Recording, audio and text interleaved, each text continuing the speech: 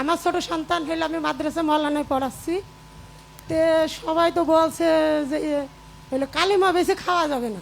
তা আমার ওই ছোট সন্তান যে আমি এত কষ্ট করি এখন মহল্লায় পড়াচ্ছি পড়ি, তাহলে আমার ওই সন্তান তাহলে কি করে খাবে বড় হয়ে? এই তো কথা, এইটা আপনার কাছে শুনতে চাই।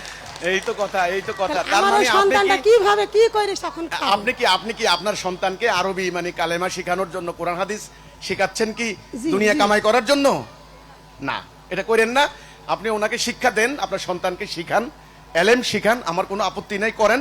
পাশাপাশি ওনাকে আপনার সন্তানকে বিজ্ঞান প্রযুক্তি দুনিয়াতে ওসব- কিছু করে খাওয়ার জন্য শিক্ষা দিয়েন। কথা বুঝছেন তখন কিনা? ছেলে তো পড়ি, তখন তো ছেলে তো মাঠে চাষ করতে পারবে না। না, করতে হবে তো, উপায় নেই, উপায় নেই। আপনি ব্যবসা করা শিখান, আপনি অন্যান্য চাকরি বাকরি মানে করার জন্য তাকে প্রযুক্তি শিখান, তাকে কম্পিউটার চালানো শিখান।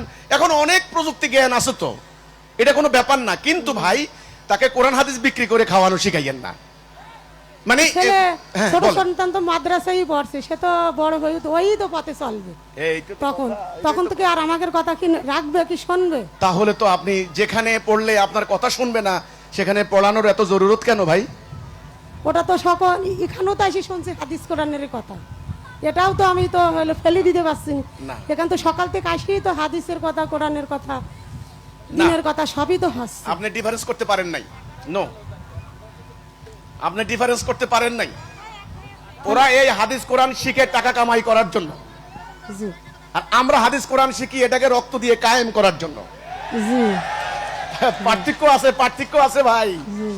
আমি পিস্তল কিনলাম ডাকাত দমন করার জন্য, আর আপনি পিস্তল কিনলেন ডাকাতি করার জন্য। পার্থক্য আছে না?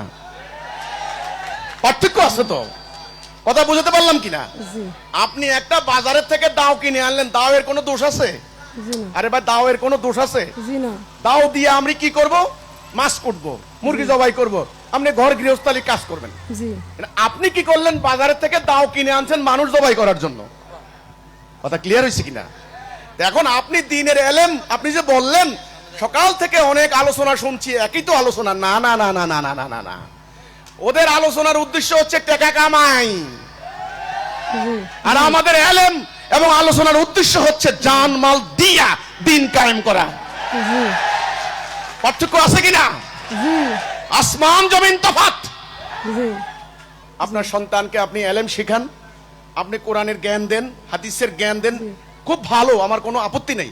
বাট ওনাকে পাশাপাশি বিজ্ঞান শিখান, প্রযুক্তি শিখান, কৃষিবিদ্যা শিখান, কম্পিউটার সায়েন্স শিখান। একটু কষ্ট করেন, দেখবেন আপনার সন্তান ব্যবসা বাণিজ্য শিখান।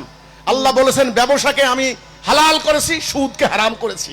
জি। একজন সত্যনিষ্ঠ ব্যবসায়ী হাসরের দিন শহীদ সিদ্দিকের সাথে উঠবে, খেলাখেলি কথা নয়। জি আপনার সন্তানকে আপনি ব্যবসা শিখান, এলেম শিখান, কিন্তু দয়া করে আপনার সন্তানকে বলে দিবেন আজকে যাইয়া, বাবা তোকে আমি কোরআন হাদিস শিখাচ্ছি, এটা বিক্রি করে বাবা খাইও না কোনোদিন।